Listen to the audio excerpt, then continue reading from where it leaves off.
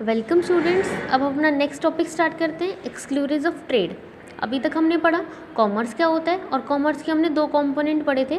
First था trade, हमने last video में अपने ट्रेड के बारे में पूरा पढ़ा था। नेक्स्ट आता है एक्सक्लूसिव ऑफ ट्रेड। एक्सक्लूसिव का मतलब क्या होता है कि ट्रेड के टाइम में हमारी जितनी भी हर्डल्स आते हैं, उन हर्डल्स को जो एक्सक्लूसिव ऑफ ट्रेड है वो क्या करता है, रिमूव कर देता है। क्योंकि कॉमर्स में देखो ओनली हम ट्रेड को इंक्लूड नहीं कर सकते, जिस उसके साथ साथ हम किसको इंक्लूड करते हैं, एक्सक्लूसिव या फिर अदर सब्सिडरी एक्टिविटीज़ को भी क्या करते हैं, कंडक्ट करते हैं। तो अदर एक्टिविटीज़ कौन सी हो सकती है, क्योंकि ट्रेड के टाइम में हमें काफ़ी ज़्यादा हर्डल क्रिएट्स होती है, काफ़ी ज़्यादा प्रॉब्लम्स आती हैं। तो उन प्रॉब्लम्स को भी हमें क्या करना पड़ता है, रिमूव करना पड़ता है, जिसको हम किसकी हेल्प से करते हैं, एक्सक्लूसिव ऑफ ट्रेड की तरफ हेल्प से। जैसे फर्स्ट हमारी आती है hindrance of person. Hindrance of person मतलब एक पर्सन है, प्रोड्यूसर है, क्या वो सभी गुड्स को सेल कर सकता है? हर कस्टमर को वो गुड्स को सेल नहीं कर सकता। तो इसका सोल्यूशन क्या आएगा, वो क्या आ जाता है, मिडल मैन्स आ जाते हैं, ये एक्सक्लूसिव ऑफ ट्रेड आ जाएंगे। ठीक है, कि मिडल मैन्स होंगे, वो क्या करेंगे, प्रोड्यूसर से कस्टमर के बीच में जितने भी पर्सनस हैं जो गुड्स को एक प्लेस से दूसरे प्लेस तक भेजने में हमारी हेल्प करते हैं। उसके बाद आती है हिंड्रेंस ऑफ प्लेस। प्लेस की प्रॉब्लम आती है, जो हम क्या मतलब बनता कहीं और है लेकिन कंजप्शन कहीं और होता है, तो उसको क्या बोलते हैं, ट्रेड ऑफ कम्युनिकेशन। इसके बारे में हम सारे में अलग अलग पढ़ेंगे। ठीक है, ये सारे आपके एग्जांपल्स दिए हुए हैं।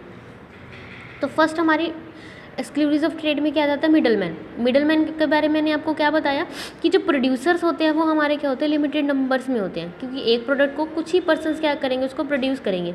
लेकिन जो कंज्यूमर्स हैं, कंज्यूमर तो बहुत सारे हो सकते हैं, वो तो अनलिमिटेड होते हैं। तो क्या हर कंज्यूमर तक गुड्स को पहुंचाना क्या परचेज़र के लिए या फिर प्रोड्यूसर के लिए क्या वो कर पाएगा? नहीं, उसके लिए तो पॉसिबल नहीं है। तो उसके लिए ज़रूरी है कि वो क्या करें, मिडलमैन की हेल्प ले। मिडलमैन क्या करेंगे, मिडलमैन का मतलब है प्रोड्यूसर से कंज्यूमर के बीच में जितने भी पर्सन्स आते हैं वो मिडलमैन होते हैं। ठीक है, जिसकी हेल्प से गुड्स ईजिली कंज्यूमर तक पहुंच जाती है, क्योंकि कोई एक प्रोड्यूसर हर पर्सन तक नहीं पहुंच सकता ना। जैसे प्रोड्यूसर से कौन परचेज़ करेगा, होलसेलर परचेज़ कर लेगा, होलसेलर फिर किसको सेल कर देगा, रिटेलर को सेल कर देगा। रिटेलर तो हर जगह मतलब काफ़ी सारी अमाउंट में हो सकते हैं ना, काफ़ी सारे लोग हो सकते हैं, तो वो क्या करेंगे, कंज्यूमर को सेल कर देंगे।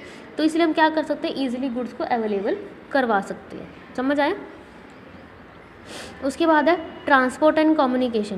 ट्रांसपोर्ट एंड कम्युनिकेशन मतलब गुड्स को ट्रांसपोर्ट करना और कम्युनिकेट करना। ये किस में हेल्प करता है, देखो ये हिंड्रेंस ऑफ प्लेस को क्या करता है, ठीक करता है। मतलब एक प्लेस से दूसरे प्लेस तक पहुंचाने में जो हमारी प्रॉब्लम आती है, कि मान लो फॉर एग्जांपल बनती कोई चीज़ दिल्ली में है और उसको यूज़ हमने हरियाणा में करना है, तो हमें क्या करनी पड़ेगी, वो गुड्स को भेजनी पड़ेगी।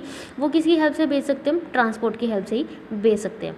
ठीक है, क्योंकि मैन्युफैक्चर कहीं और होता है, ठीक है, लेकिन कंज्यूम कहीं और हो सकता है, क्योंकि जियोग्राफिकल बेसिस पे भी अलग हो सकता है। ठीक है, या फिर रॉ मटेरियल जहाँ पे अवेलेबल होगा वहीं पे गुड्स बनेंगी, लेकिन यूज़ तो क्या हो सकता है, पूरे इंडिया में भी हो सकता है। तो ट्रांसपोर्ट की हेल्प से हम क्या करते हैं, गुड्स को एक जगह से दूसरी जगह पर भेज देते हैं। समझ में आए? उसके बाद नेक्स्ट आता है हमारा कम्युनिकेशन। कम्युनिकेशन मतलब क्या होता है कि क्या कम्युनिकेशन, देखो कम्युनिकेशन का मतलब क्या होता है, जैसे टेलीफोन्स है, टेलीग्राफ है, लेटर्स है, इनकी हेल्प से हम क्या करते हैं, बिजनेस डील करते हैं। और आज के टाइम में हम जनरली क्या करते हैं, ऑनलाइन मेथड्स का यूज़ करते हैं, या फिर सेलफोन्स वगैरह का यूज़ करते हैं, ताकि हम ऑर्डर को प्लेस कर सकें। ठीक है, तो इट मीन्स अगर कम्युनिकेशन ना होता तो क्या कंज्यूमर और प्रोड्यूसर आपस में एक दूसरे से मिल सकते थे? नहीं मिल सकते थे। हमेशा मिलना भी पॉसिबल नहीं हो सकता। हम फ़ोन पे अपने ऑर्डर को प्लेस कर सकते हैं, ऑनलाइन ही हम क्या कर सकते हैं, पेमेंट भी कर सकते हैं। तो कम्युनिकेशन की हेल्प से भी हम जितनी प्रॉब्लम आती है हमारी, उसको हम रिमूव कर सकते हैं। उसके बाद आती है हमारी वेयर हाउसिंग। वेयर हाउसिंग मतलब भंडारण करना। ठीक है, अब देखो मैन्युफैक्चरिंग जब की जाती है प्रोडक्ट की, और जब उसे उस प्रोडक्ट का कंजप्शन किया जाता है, जब उसे यूज़ किया जाता है, उसके बीच में हमेशा क्या होता है, टाइम गैप होता है। साथ के साथ हम उसे बना के और साथ के साथ उसे यूज़ भी नहीं कर सकते। तो इसके लिए हमारे लिए क्या ज़रूरी है, जो टाइम गैप है उसमें गुड्स को हमें क्या करना पड़ेगा, स्टोर करना पड़ेगा, ताकि वो प्रोडक्ट ख़राब ना हो। ठीक है, तो वो कैसे रख सकते हैं, वो हम वेयर हाउसिंग की हेल्प से ही कर सकते हैं। ठीक है। वेयर हाउसिंग की हेल्प से हम जब प्रोडक्ट हमारा मैन्युफैक्चरिंग हो जाएगी, बन के तैयार हो जाएगा, और जब उसे यूज़ करना होगा, जितने भी बीच का टाइम है उसे हम क्या करेंगे, उसे स्टोर करके रखेंगे, और उसको ही हम क्या बोलते हैं, वेयर हाउसिंग बोलते हैं, ताकि हमारा प्रोडक्ट ख़राब ना हो। ठीक है। अगर प्रोडक्ट ख़राब हो जाएगा तो फिर वो क्या हो जाएगा, ख़राब मतलब यूज़फुल नहीं रहेगा ना, हमारे लिए तो यूज़लेस हो जाएगा। ठीक है। और इसलिए हम क्या करते हैं, वेयर हाउसिंग करते हैं। सेकंड इसका क्या हो जाता है, हम क्या करते हैं, लार्ज स्केल ऑफ प्रोडक्शन करते हैं, मतलब एक साथ बहुत ज़्यादा प्रोडक्शन कर लेते हैं। प्रोडक्शन करने से क्या होगा, ज़्यादा क्वांटिटी पर प्रोडक्शन करने से हमारी कॉस्ट कम आती है। कॉस्ट कम आने से फिर उसके बाद हम धीरे धीरे स्मॉल क्वांटिटीज़ में धीरे धीरे करके उसको बेचते रहते हैं। तो उसका स्टोर तो करना पड़ेगा, क्योंकि हमने प्रोडक्शन ज़्यादा कर लिया। तो वो हम किसकी हेल्प से करते हैं, वेयर हाउसिंग की हेल्प से करते हैं। उसके बाद नेक्स्ट आता है हमारा इंश्योरेंस। इंश्योरेंस का मतलब क्या होता है, देखो रिस्क को कवर करना, क्योंकि आपने नहीं, मैंने आपको प्लस वन में पढ़ाया था। इंश्योरेंस क्या होता है कि हमारी जो गुड्स हैं या फिर कोई भी चीज़ है, हमारे क्या होती है, काफ़ी रिस्क होती है। उस रिस्क को हम क्या करते हैं, थोड़ा सा प्रीमियम पे करके इंश्योरेंस करवा लेते हैं, उसके रिस्क को कवर कर लेते हैं, ताकि अगर हमारी कोई रिस्क आ जाता है तो उसे कौन कवर करता है, इंश्योरेंस कंपनी उसे पे करती है। ठीक है। वो किस किस वजह से हो सकता है, कोई डैमेज की वजह से हो सकता है, थेफ्ट हो सकता है, या फिर नेचुरल क्लाइमिटीज़ की वजह से हो सकता है।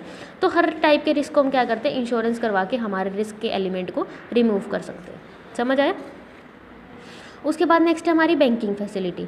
देखो हर कोई भी बिजनेस हो, फाइनेंस तो हमारी क्या होती है, बैकबोन होती है, मतलब रीढ़ की हड्डी होती है। बिना फाइनेंस के कोई भी बिजनेस नहीं चलता, क्योंकि अगर किसी की कोई भी कंपनी या फिर कोई भी पर्सन है, अगर उसके पास फाइनेंस नहीं है तो वो बिज़नेस नहीं कर सकता। चाहे वो रॉ मटेरियल से फिनिश गुड्स में कन्वर्ट करना हो, या फिर ट्रेडिंग करनी हो, बने बनाए गुड्स को मार्केट में परचेज़ करना हो, तो हमारे लिए क्या ज़रूरी है, फाइनेंस होना, क्योंकि फाइनेंस होगा तभी हम क्या कर सकते हैं, गुड्स को परचेज़ करेंगे और फिर दोबारा से सेल कर देंगे। या फिर अदर कोई सर्विसेज भी प्रोवाइड कराते हैं, हम कोई भी काम करते हैं, उसके लिए हमें किसकी ज़रूरत पड़ेगी, फाइनेंस की ज़रूरत तो पड़ेगी ही पड़ेगी। तो फाइनेंस हमें कौन प्रोवाइड कराते हैं, बैंकिंग, मतलब बैंक्स होते हैं जो हमें क्या प्रोवाइड करते हैं, फाइनेंस प्रोवाइड करते हैं, जिसकी हेल्प से हम क्या कर सकते हैं, हमारे जो पुअर फाइनेंस की जो प्रॉब्लम होती है उसे हम क्या कर सकते हैं, कवर कर सकते हैं, और उसके बदले हमें क्या देना पड़ता है, कुछ इंटरेस्ट पे करना पड़ता है। उसके बाद आती है हमारी एडवर्टाइजिंग। एडवर्टाइजिंग का मतलब क्या होता है, विज्ञापन करना। देखो आज के टाइम में मार्केट में कंपटीशन क्या है, बहुत ज़्यादा कॉम्पिटिटिव मार्केट है, क्योंकि प्रोड्यूसर क्या होंगे, बहुत ज़्यादा होंगे, या फिर सेलर बहुत ज़्यादा होंगे, और वो हर कंज्यूमर को क्या करना चाहते हैं, परसुएड करना चाहते हैं कि वो हमारे प्रोडक्ट को खरीदे। तो अब हमारे लिए ज़रूरी है कि हम भी क्या करें, उनको परसुएड करें। तो किसकी हेल्प से हम क्या कर सकते हैं, एडवर्टाइजिंग की हेल्प से हम क्या कर सकते हैं, उन्हें इन्फ्लुएंस कर सकते हैं, ताकि वो हमारे प्रोडक्ट को परचेज़ करें। ठीक है। तो एडवर्टाइजमेंट की हेल्प से हम क्या करते हैं, कंज्यूमर या फिर कस्टमर को नॉलेज प्रोवाइड करते हैं, जिसकी हेल्प से वो हमारे प्रोडक्ट की नॉलेज हो जाती है उन्हें, हम उनको परसुएड करते हैं, उन्हें एवरी टाइप की नॉलेज प्रोवाइड करते हैं, ताकि वो हमारे ज़्यादा से ज़्यादा प्रोडक्ट को खरीद दे। और जो इन्फॉर्मेशन की हिंड्रेंस होती है, कि मान लो उनके पास इन्फॉर्मेशन ये है कि ये कंपनी भी हमारा प्रोडक्ट बनाती है, तो इन्फॉर्मेशन की हिंड्रेंस को हम क्या करते हैं, दूर करते हैं। उसके बाद नेक्स्ट आती है हमारी difference, industry, commerce and trade. अब हमने तीनों टॉपिक हमारे कंप्लीट होते जा रहे हैं, तो हम तीनों के बीच में क्या पढ़ेंगे, डिफरेंस पढ़ेंगे, कि इंडस्ट्री क्या होती है, कॉमर्स क्या होती है, और ट्रेड, इन तीनों के बीच में डिफरेंस। फर्स्ट क्या डिफरेंस आता है, एक्टिविटी का, कि एक्टिविटी के बेसिस पे हमारे डिफरेंस क्या है, कि जो इंडस्ट्री होती है वो क्या करती है, एक्टिविटी मतलब काम करना, क्या क्या करती है, तो इंडस्ट्री तो क्या करती है, प्रोडक्शन करती है गुड्स एंड सर्विसेज का, लेकिन कॉमर्स क्या करती है, डिस्ट्रीब्यूशन करती है। डिस्ट्रीब्यूशन मैंने आपको बताया था ना, कॉमर्स का मतलब प्लेस ऑफ प्रोडक्शन से प्लेस ऑफ कंजप्शन तक गुड्स को डिस्ट्रीब्यूट करना, और ट्रेड क्या करता है, सिर्फ buying and selling of goods. ठीक है।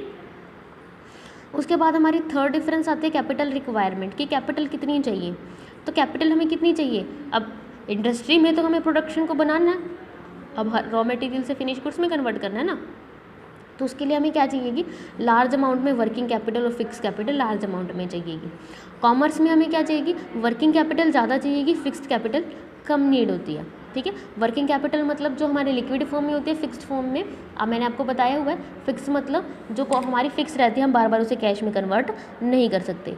और ट्रेड का मतलब क्या होता है, हमें वर्किंग कैपिटल हमारे किसके ऊपर डिपेंड करती है, हमारा नेचर ऑफ बिजनेस, कि अगर हमारा ट्रेडिंग का बिजनेस ज़्यादा बड़ा है तो ज़्यादा वर्किंग कैपिटल की ज़रूरत पड़ेगी, अगर कम है तो कम की ज़रूरत पड़ेगी। उसके बाद थर्ड हमारा आता है स्कोप। स्कोप में क्या होगा, इंडस्ट्रीज़ हमारी क्या हो सकती है, प्राइमरी, सेकेंडरी और सर्विसेज, तीनों इंडस्ट्रीज़ हो सकती है। ठीक है। लेकिन कॉमर्स में कौन सी किसको इंक्लूड किया जाता है, ट्रेड एंड एक्सक्लूरीज ऑफ ट्रेड। और ट्रेड में किसको इंक्लूड किया जाता है, होम एंड फॉरेन ट्रेड। अभी मैंने इसके बारे में आपको पूरी एक्सप्लेनेशन समझाई थी थोड़ी देर लास्ट वीडियो में। उसके बाद है क्रिएशन ऑफ यूटिलिटी। ये कौन सी यूटिलिटी को क्रिएट करते हैं? ये क्या करते हैं? Industry form utility. Form utility का मतलब होता है गुड्स को बनाया जाता है, गुड्स को बनाती है, तो उसे हम क्या बोलेंगे? Form utility. अब कॉमर्स क्या करती है? कॉमर्स क्या करती है? Place utility, time utility, processing utility, हर टाइप की यूटिलिटी को कन्वर्ट करते हैं। हमने एक्सक्लूसिव ऑफ ट्रेड में पढ़ा, तो वो सारी हमारी क्या थी? यूटिलिटीज़ ही थी। और ट्रेड हमारी क्या करती है? Possession utility. पोसेशन का मतलब क्या होता है? हमें प्रदान करना। It means selling and purchase करके हमें उसकी डिलीवरी दे देती है, तो उसे हम क्या कहेंगे? पोसेशन कहेंगे। उसके बाद नेक्स्ट आती है हमारे रिस्क एलिमेंट। रिस्क एलिमेंट में हमारा क्या आता है कि इंडस्ट्रीज़ में रिस्क क्या होता है? ज़्यादा होता है। कॉमर्स में अगर हम इंडस्ट्री से कंपेयर करें तो कॉमर्स में रिस्क क्या है? कम है। और ट्रेड में रिस्क तो और भी कम है, लिस्ट रिस्क है। उसके बाद है म्यूचुअल डिपेंडेंस। जो इंडस्ट्री है वो किसके ऊपर डिपेंड करती है? जो कॉमर्स और ट्रेड है वो दोनों किसके ऊपर डिपेंड करते हैं? इंडस्ट्री के ऊपर। क्योंकि अगर प्रोडक्ट बना ही नहीं तो वो सेल क्या करेंगी? नहीं करेंगे ना। तो इट मीन्स इंडस्ट्री के ऊपर कॉमर्स और ट्रेड दोनों डिपेंड है, ठीक है। और कॉमर्स किसके बिना पॉसिबल नहीं होता? Commerce is not possible without trade, क्योंकि कॉमर्स, ट्रेड के बिना कॉमर्स पॉसिबल नहीं हो सकता, क्योंकि ट्रेड क्या है? पार्ट ऑफ कॉमर्स है, ठीक है।